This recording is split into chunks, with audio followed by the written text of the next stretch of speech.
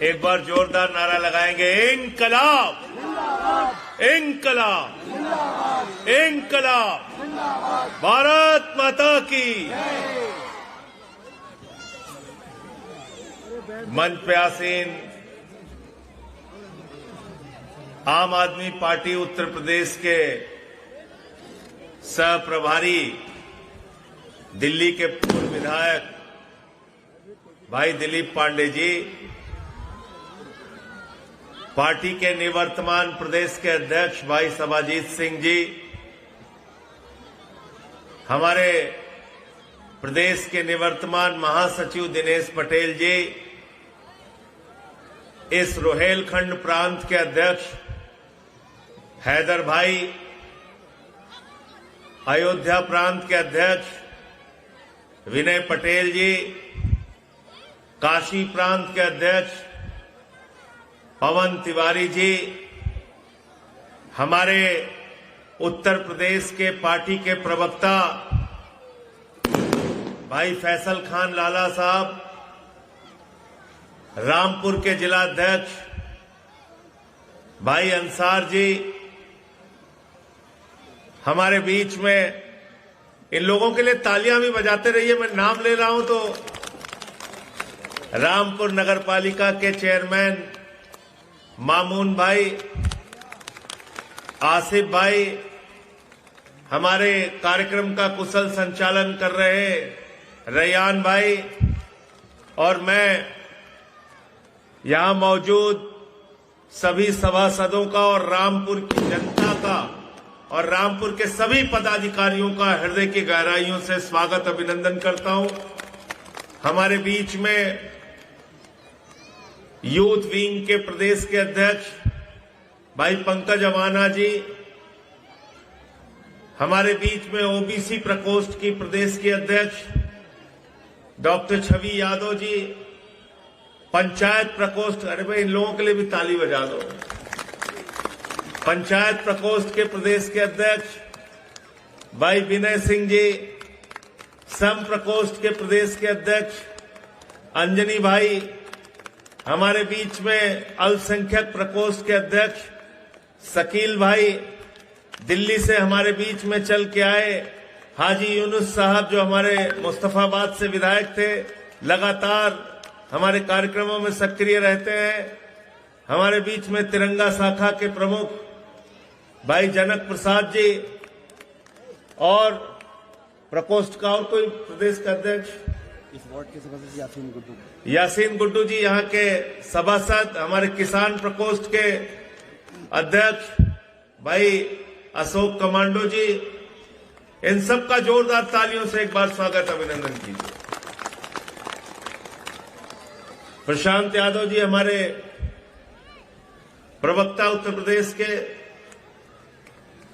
और अंकुश भाई ने अभी बहुत अच्छा काम किया, मेरठ के हमारे जिला अध्यक्ष हैं, उन्होंने एक गरीब आदमी की जान बचाने की कोशिश की, सफल नहीं हो पाए प्रशासन के निकम्मेपन की वजह से। मुजफ्फरनगर के हमारे जिला अध्यक्ष अरविंद बाल्यान जी, हमारे रोहेलखंड प्रांत के सभी जिलों के अध्यक्ष, साथियों और दोस्तों, एक बार पहली बात तो जोरदार तालियां अपने लिए बजा लीजिए, आवाज दो, आवाज दो। जब मैं ये कार्यक्रम बना रहा था तो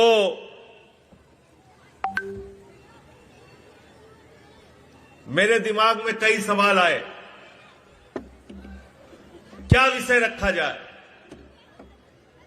पिछली पदयात्रा हम लोगों ने की थी सरयू से संगम तक, उसमें मुद्दा रखा था रोजगार दो, सामाजिक न्याय दो।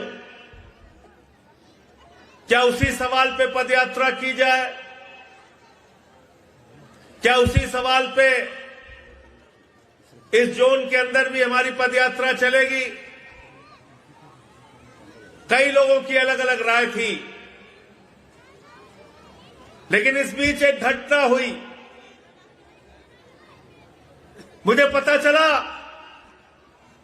उत्तर प्रदेश में एसआईआर के नाम पर देश के प्रधानमंत्री नरेंद्र मोदी जी, उत्तर प्रदेश के मुख्यमंत्री योगी आदित्यनाथ जी और देश का मुख्य चुनाव आयुक्त ज्ञानेश कुमार, ये तीनों मिलकर 3.5 करोड़ वोट काटना चाहते हैं। तो मैंने तय किया कि अब ये लड़ाई वोट को बचाने की लड़ाई होगी, संविधान को बचाने की लड़ाई होगी, लोकतंत्र को बचाने की लड़ाई होगी, चुनाव को बचाने की लड़ाई होगी। तुम संघर्ष करो।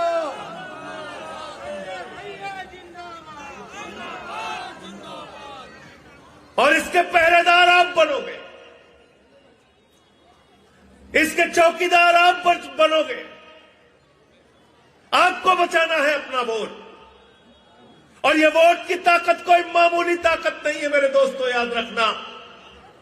जब बाबा साहब डॉक्टर भीमराव अंबेडकर जी ने देश का संविधान लिखा तो एक लंबी बहस चली, औरतों को वोट का अधिकार मिलना चाहिए कि नहीं मिलना चाहिए, आदमी को वोट का अधिकार मिलना चाहिए कि नहीं मिलना चाहिए, पढ़े लिखों को वोट का अधिकार मिलना चाहिए कि नहीं मिलना चाहिए, अनपढ़ को वोट का अधिकार मिलना चाहिए कि नहीं मिलना चाहिए, दलित को वोट का अधिकार मिलना चाहिए कि नहीं मिलना चाहिए, मुसलमान को वोट का अधिकार मिलना चाहिए कि नहीं मिलना चाहिए, पिछड़े को वोट का अधिकार मिलना चाहिए कि नहीं मिलना चाहिए, आदिवासी को वोट का अधिकार मिलना चाहिए कि नहीं मिलना चाहिए। बाबा साहब ने कहा देश के राष्ट्रपति और गांव में रहने वाले मजदूर सबको वोट का अधिकार मिलना चाहिए, और उसकी बदौलत आज राष्ट्रपति के वोट की गिनती कितनी होती है भाई? 1। प्रधानमंत्री के वोट की कितनी होती है? सांसद के वोट की गिनती कितनी होती है? 1। मंत्री के वोट की गिनती कितनी होती है? 1। मुख्यमंत्री के वोट की गिनती कितनी होती है? 1। किसान के वोट की गिनती कितनी होती है? 1। मजदूर के वोट की गिनती कितनी होती है? 1। होती है कि नहीं होती है? महिलाओं के वोट की गिनती कितनी होती है? एक ही वोट गिना जाता है, एक ही वोट गिना जाता है। एक वोट के मामले में सब लोग समान हैं, सब लोग बराबर हैं। ये अधिकार किसी और ने नहीं, बाबा साहब डॉक्टर भीमराव अंबेडकर के संविधान की बदौलत हमको मिला। और इसी वोट की खातिर मुख्यमंत्री को भी आपके सामने झुकना पड़ता है, प्रधानमंत्री को भी आपके सामने झुकना पड़ता है, सांसद को भी आपके सामने झुकना पड़ता है, विधायक को भी आपके सामने झुकना पड़ता है। अगर जिस दिन वोट का अधिकार खत्म हो जाएगा तो ये तो डंडा मार के हमको अपने घर से निकाल देंगे। निकाल देंगे नहीं निकाल देंगे बताओ? तो ये जो पदयात्रा है, इस पदयात्रा का मकसद है वोट को बचाना, अपने स्वाभिमान को बचाना, अपने सम्मान को बचाना। अगर आपका वोट बचेगा तो फिर लोकतंत्र बचेगा, देश का संविधान बचेगा, आपका अधिकार बचेगा। जो नेता आपके लिए काम करेगा वो चुना जाएगा, जो नेता आपके लिए काम नहीं करेगा उसको जनता हरा देगी। ये अधिकार आपके हाथ में होना चाहिए, आपको अपना सेवक चुनने का अधिकार होना चाहिए। इसलिए इस वोट पर हम कोई डकैती नहीं डालने देंगे। हमने सुना था स्कूटर चोर होते हैं, साइकिल चोर होते हैं, गहना चोर होते हैं, कार चोर होते हैं, जंजीर चोर होते हैं, लेकिन हमने इस देश में पहली बार देखा नरेंद्र मोदी जी और ज्ञानेश कुमार जी वोट चोर पैदा हो गए हैं। वोट चोर। संजय भैया जिंदाबाद, संजय भैया संघर्ष करो। वोट की चोरी कर रहे हैं और हर चीज में, हर गुनाह में अपने आप को बचाने का काम करते हैं। अभी देश की संसद चली मेरे दोस्तों, हमने कहा प्रदूषण पे बात करो, कहते नहीं करेंगे। हमने कहा खाद की बोरी किसानों को नहीं मिल रही, उस पे बात करो, कहते नहीं करेंगे। हमने कहा बीएलओस की मौत हो रही है हिंदुस्तान में, उस पे बात करो, कहते नहीं करेंगे। हमने कहा बेरोजगारी के सवाल पे बात करो, कहने लगे नहीं करेंगे। अरे हमने कहा रुपया लगातार गिर रहा है प्रधानमंत्री जी, उस पर बात करो। कहने लगे नहीं करेंगे। क्या हमने कहा फिर बात किस पे करोगे? कहने लगे हम वंदे मातरम पे बात करेंगे। हमने कहा ठीक है वंदे मातरम पे बात करो। वंदे मातरम पे उन्होंने बात किया। वंदे मातरम पे भारतीय जनता पार्टी और उनके पुरखों का कतरा कतरा कतरा कतरा कतरा कतरा कतरा कर करके मैंने कूड़ेदान में डाल दिया। मैंने कहा संजय भैया, संजय भैया, ये लोग बात करते हैं देशभक्ति की, ये बात करते हैं राष्ट्रभक्ति की। अरे ये देश आजाद हुआ जब शहीद आजम भगत सिंह ने फांसी के फंदे को चूमा। ये देश आजाद हुआ जब शहीद सुखदेव और राजगुरु ने फांसी के फंदे को चूमा। यह देश आजाद हुआ राम प्रसाद बिस्मिल के बलिदान से, रोशन सिंह के बलिदान से। यह देश आजाद हुआ शहीद अशफाक उल्लाह के बलिदान से। यह देश आजाद हुआ राजेंद्र लहरी के बलिदान से। यह देश आजाद हुआ जब 16 साल के खुदीराम बोस ने फांसी के फंदे को चूमा। तब यह देश आजाद हुआ, किसी बीजेपी के पुरखे के बलिदान से आजाद नहीं हुआ। हमने पूछा तुम वंदे मातरम पे बहस करना चाहते हो, करो, लेकिन जरा अपने बाप दादाओं से पूछकर 4 नाम लेकर आना आरएसएस के लोगों का जो वंदे मातरम लगाकर जेल गए हो। 4 नाम हमको बता दो। गजनी मोड में चले गए, गजनी मोड, भूल गए, याद ही नहीं रहा क्या पूछ रहे संजय से। 4 नाम नहीं बता पाए। हमने कहा वंदे मातरम पे बहस हो गई। कहने लगे हाँ हो गए। हमने कहा आप प्रदूषण पे बात कर लो। कहने लगे नहीं बात करेंगे। 20 लाख लोग मेरे दोस्तों हर साल इस मुल्क में प्रदूषण से मरते हैं। 20 लाख लोग हर साल। उस पे देश की संसद में 20 सेकंड भी भारत का प्रधानमंत्री बात नहीं करता। आप सोच सकते हैं देश के प्रधानमंत्री की संवेदनहीनता। आप सोच सकते हैं वो देश की समस्याओं से कितने बेपरवाह है। आज 91 रुपए से ज्यादा कीमत डॉलर की हो गई, लेकिन देश के प्रधानमंत्री को उसकी चिंता नहीं है। आज अमेरिका भारत के ऊपर 50% टैरिफ लगा रहा है। अरे अमेरिका तो छोड़ो, अब मैक्सिको जैसा देश आपके ऊपर 50% टैरिफ लगा रहा है। हिंदुस्तान में महंगाई बढ़ रही है, लेकिन आज उसके बारे में देश के संसद में चर्चा करने के लिए फुर्सत नहीं है सरकार को, फुर्सत नहीं है। हम खबरें रोज पढ़ते हैं। यही मुरादाबाद में एक बीएलओ की मौत हो गई है। सर्वेश सिंह नाम था शायद, है सर्वेश सिंह। रोते हुए वीडियो बनाया उसने। दबाव बनाया जाता है हमारे ऊपर, कहा जाता है चोरी करो, वोट की चोरी करो, वोट की चोरी करो। हम नहीं कर सकते, हम अपनी जान दे रहे हैं। आप कल्पना कीजिए 40 से ज्यादा बीएलओ हिंदुस्तान में आत्महत्या कर चुके हैं।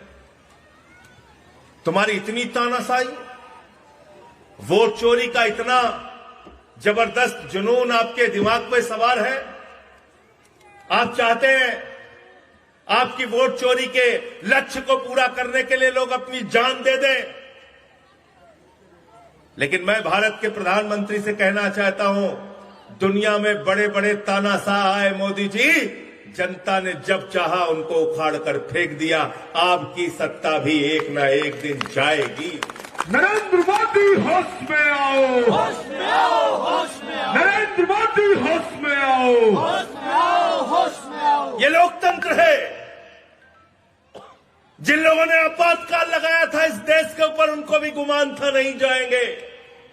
77 में देश की जनता ने साफ कर दिया। जिन लोगों ने तानाशाही किया, भ्रष्टाचार किया, बड़ी बड़ी सरकारों को जनता ने उखाड़ कर फेंक दिया। इसलिए चुनाव जीतना है तो मुद्दों पर जीतो, चुनाव जीतना है तो जनता के लिए काम करके जीतो, चुनाव जीतना है तो बिजली देकर जीतो, पानी देकर जीतो, शिक्षा देकर जीतो, रोजगार देकर जीतो, अस्पताल में दवाएं देकर जीतो। जीतना है तो लोगों के दिल पर राज करके जीतो, नफरत फैलाकर मत जीतो। संजय भैया, आप नफरत की बुनियाद पर हिंदुस्तान को बनाना चाहते हैं। वो हिंदुस्तान जहां 144 करोड़ लोग हिंदू, मुसलमान, सिख, ईसाई, अगड़ा, पिछड़ा, दलित, सवर्ण सब मिलकर साथ रहना चाहते हैं। आप भाई को भाई से लड़ाना चाहते हैं। रोज नई नई बातें, रोज नया नया झगड़ा, ये नहीं तो ये झगड़ा, झगड़ा के बाद रगड़ा। कुछ ना कुछ करना है, कुछ ना कुछ करना है। हम किस हिंदू धर्म को मानते हैं?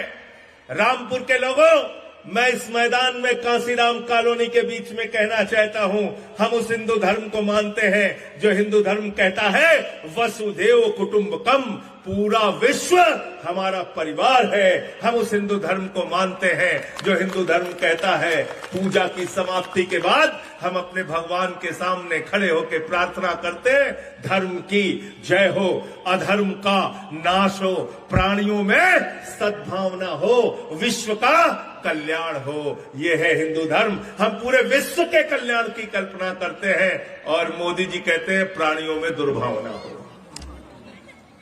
प्राणियों में झगड़ा हो, प्राणियों में लड़ाई हो। अभी हमारी बिटिया यहां पे बोल रही थी, अलीजा बोल रही थी। उसने कहा कि अंकल यहां बच्चों के पढ़ने के लिए स्कूल नहीं है। मैं इसलिए पढ़ सकती हूं कि मेरे पिताजी सक्षम हैं तो प्राइवेट स्कूल में पढ़ा सकते हैं। सरकारी स्कूल में भी यहां के बच्चे पढ़ना चाहते हैं तो इसलिए नहीं पढ़ सकते क्योंकि सरकारी स्कूल में सुविधा नहीं है, सुविधा नहीं है। नमक रोटी खाने को मिलती है मिड डे मील में। कई बार खबरें आती हैं चींटी पड़ गया चावल में, छिपकली गिर गई, मिड डे मील बर्बाद हो गया, स्कूल बंद किए जा रहे हैं उत्तर प्रदेश में।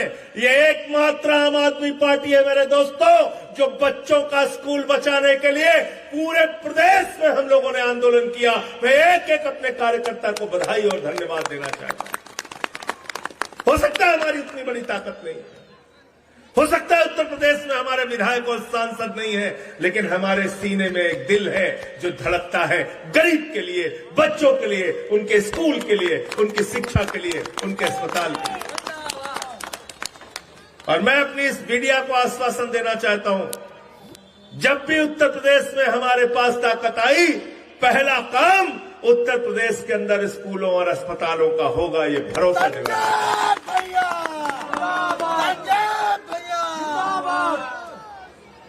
और जब तक सत्ता की ताकत नहीं है तब तक सड़क की ताकत से काम कराएंगे, लेकिन घर नहीं बैठेंगे, घर नहीं बैठेंगे। और आप ये दबाने और डराने की कोशिश मुझे तो मत करना। 3-4 दिन से धमकी दे रहे हैं भाजपाई, इतना बौखला गए वंदे मातरम पे। मैंने इनको पूरे देश के सामने एक्सपोज कर दिया। क्या गलत किया भाई, क्या गलत किया? हमसे सवाल पूछ रहे थे, मैंने कहा ये बताओ भाजपाइयों, जहां से तुम लोग निकले हो उस आरएसएस ने 52 साल तक नागपुर के मुख्यालय पर तिरंगा झंडा नहीं फहराया और 2001 में 3 लड़कों ने तिरंगा झंडा फहरा दिया तो 13 साल तक उनके ऊपर मुकदमा चलाया। किस जुर्म में? तिरंगा फहराने के जुर्म में। क्या आपको यकीन होगा कि ये लोग जो अपने आप को राष्ट्रवादी कहते हैं, इनके आरएसएस के मुख्य पत्र में 28 दिसंबर 1949 को इन्होंने अपने मुख्य पत्र, आरएसएस के मुख्य पत्र में पांचजन्य में लिखा, ये जन गण मन ये आइटम ऑफ इंटरटेनमेंट है। आपका राष्ट्रगान को आइटम ऑफ इंटरटेनमेंट कहा। आपको मालूम है कौन लोग हैं जिन्होंने मुस्लिम लीग के साथ सरकारें बनाई? ये वो लोग हैं जिन्होंने भारत छोड़ो आंदोलन में देश के साथ गद्दारी की। श्यामा प्रसाद मुखर्जी जो जनसंघ के पहले राष्ट्रीय अध्यक्ष थे, उन्होंने चिट्ठी लिखा था अंग्रेज गवर्नर को कि भारत छोड़ो आंदोलन को कुचल देना चाहिए। ये लोग हमसे देशभक्ति की बात करेंगे, ये हमसे तिरंगे की बात करेंगे, ये हमसे सबूत की बात करेंगे। आओ खड़े हो जाओ, जिस भी चौराहे पे खड़ा होना है। आम आदमी पार्टी का एक एक कार्यकर्ता तुम्हारे पुरखों से ज्यादा देशभक्त रहा है, रहेगा और मरते दम तक रहेगा। अभी बौखला गए, मैंने क्या किया, एक योजना लेके आए, महात्मा गांधी का नाम बदल के कहने लगे जी राम जी योजना हो गई। यहां पे खड़े हैं अंजनी जी, इसकी लड़ाई आपको पूरे उत्तर प्रदेश में आगे बढ़ानी पड़ेगी।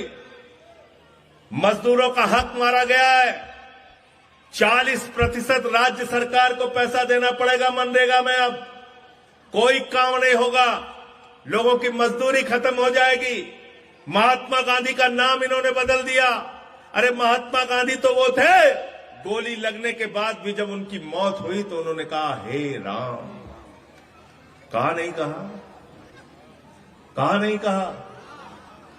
महात्मा गांधी वो थे जो हर दिन रघुपति राघव राजा राम का पाठ करते थे।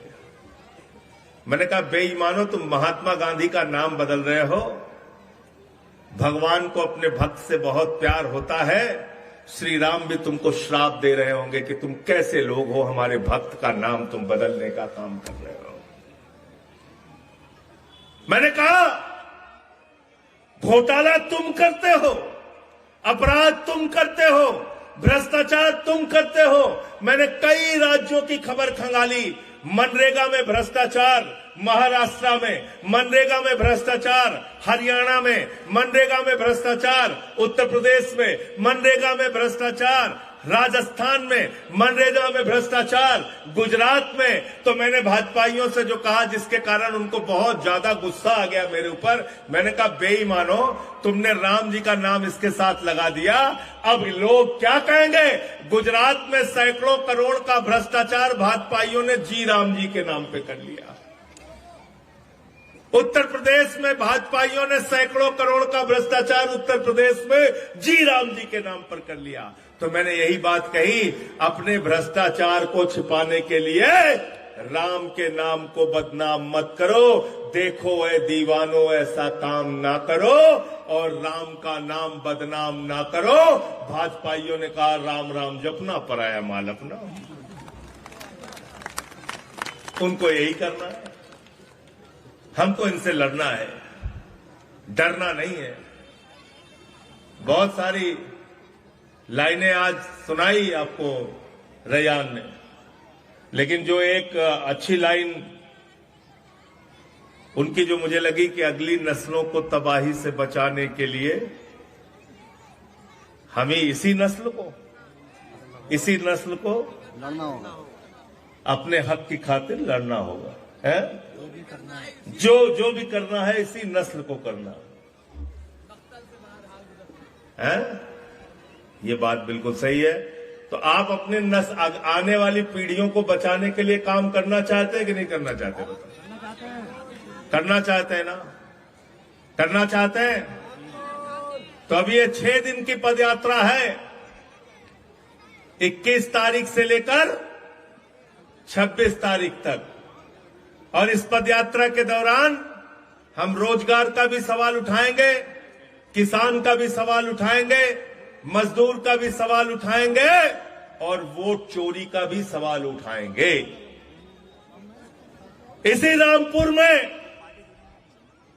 नूरजहां 80 साल की बुजुर्ग महिला बीमार थी, मैं उनके घर गया था मिलने के लिए।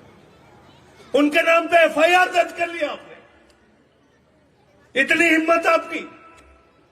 और जब मैं गया तो पूरा घर एकदम से डरा हुआ था, सहमा हुआ था, मुझसे मिलने के लिए तैयार नहीं हो रहे थे वो लोग। मैंने कहा अरे ऐसा क्या हो गया? बोले नहीं बहुत घबराहट है हमारे। तो क्या हो गया? अपने बच्चों का फॉर्म भर दिया। जिलाधिकारी से पूछा आपने एफआईआर क्यों की? बोले नूरजहां के दोनों बेटे कुवैत के नागरिक हैं और इसीलिए उन्होंने फॉर्म भर दिया, विदेशी नागरिक का, हमने उनके ऊपर एफआईआर कर दी।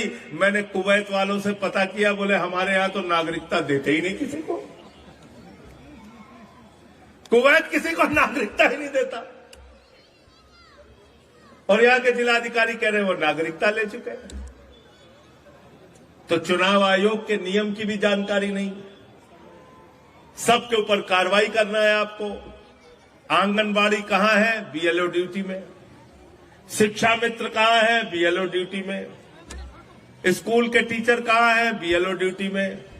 अस्पताल का स्टाफ कहाँ है? बीएलओ ड्यूटी में। राजस्व विभाग का स्टाफ कहाँ है? बीएलओ ड्यूटी में। लेखपाल कहाँ है? बीएलओ ड्यूटी में। नगर पालिका का स्टाफ कहाँ है? बीएलओ ड्यूटी में। तो तुम भैया अपनी सनक को पूरा करने के लिए दिन रात यही सब काम करते हो। अभी बाबा हमारे कह रहे हैं हम डिटेंशन सेंटर बनाएंगे, हम कह रहे पहले स्कूल बनाओ हमारे पैसे से। और अगर बांग्लादेशी कोई आपको मिल रहा है तो उसको अपने घर में आप रखिए, या तो उसको उसके देश में भेज दीजिए। गलत तो नहीं कह रहा हूं। अगर कोई बांग्लादेशी, पाकिस्तानी, अफगानिस्तानी मिल रहा है तो उसको हमारे पैसे से बिठा के यहां खिलाओ मत, उसको या तो उसके देश भेज दो और नहीं तो फिर अपने घर में रखो। गलत तो नहीं कह रहा, क्योंकि अंतर्राष्ट्रीय नियम है।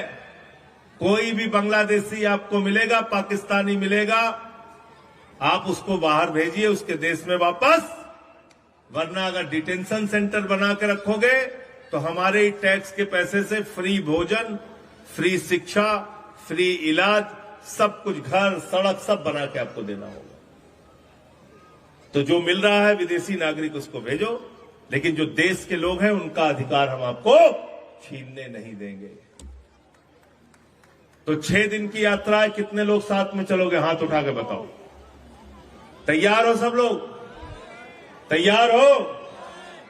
यहां से लेके अमरोहा तक कौन कौन साथ में चलेगा? इतने लोग चलोगे? वाह, पक्का। मैं एक बार चेहरा देख लेता हूं तो मेरे आंख में फोटो खींच जाती है, याद रखना।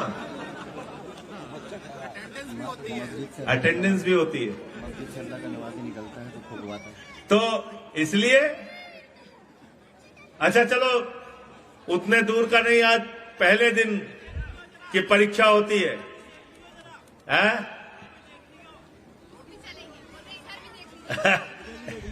गुप्ता जी की फोटो खींच लो भाई, वो कह रहे गुप्ता जी चलेंगे पूरे टाइम।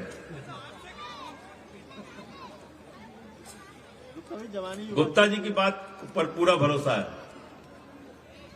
हर कार्यक्रम में रहते हैं। अच्छा, यहां से लेके अंबेडकर पार्क तक कौन कौन साथ में चलेगा? दोनों हाथ उठा के बताइए। पीछे तक पूरा रामपुर में आपको साथ में चलना है और हाथों में झंडा लेके चलना है। झंडा तुमको बाद में और मिल जाएगा। जो झंडा अभी मिलेगा उसको लेके कुछ लोग आना चाहो तो अपने घर पे आके लगा लेना। देखो कुछ लोगों ने झंडा लगा लिया, अच्छी बात है। तो अंत में इन्हीं लाइनों के साथ कि अब इस वोट को बचाने की, संविधान को बचाने की लड़ाई यहां से अलग अलग जिलों में जाएगी और अलग अलग जिलों में अलग अलग विधानसभाओं में जाएगी। फैसल खान लाला से बात हुई है, अपनी विधानसभा में ये पदयात्रा कराएंगे और हमारे अंसार भाई अपनी विधानसभा में पदयात्रा कराएंगे। ठीक है, पक्का? तैयार हो ना? चलिए, बहुत अच्छा।